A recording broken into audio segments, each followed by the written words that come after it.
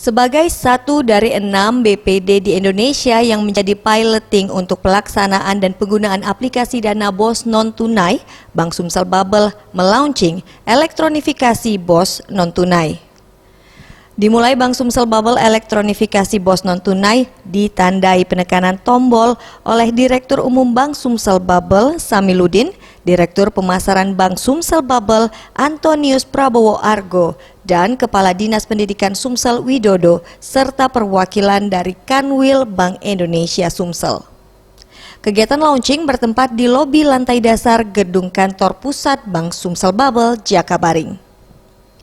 Direktur Pemasaran Bank Sumsel Bubble Antonius Prabowo Argo mengatakan, untuk permulaan setidaknya 12 sekolah di Sumatera Selatan akan menjadi sekolah uji coba penggunaan aplikasi dana BOS non-tunai sesuai yang ditetapkan oleh Kementerian Pendidikan dan Kebudayaan Republik Indonesia.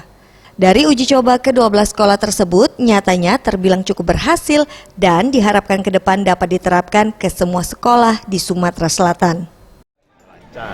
Sekarang makanya kita launching karena pilotingnya sudah selesai dan sudah berhasil. Tinggal sekarang bagaimana pemanfaatan ini sebesar-besarnya untuk semua sekolah.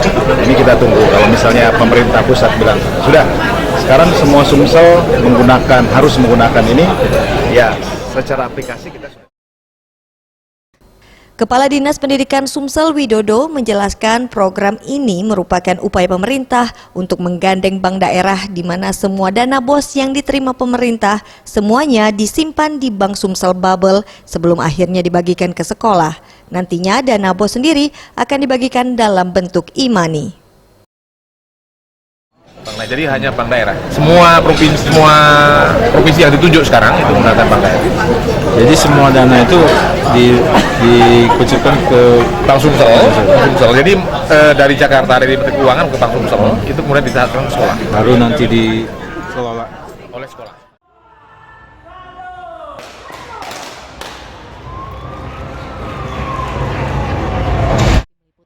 Tim Liputan Sriwijaya TV.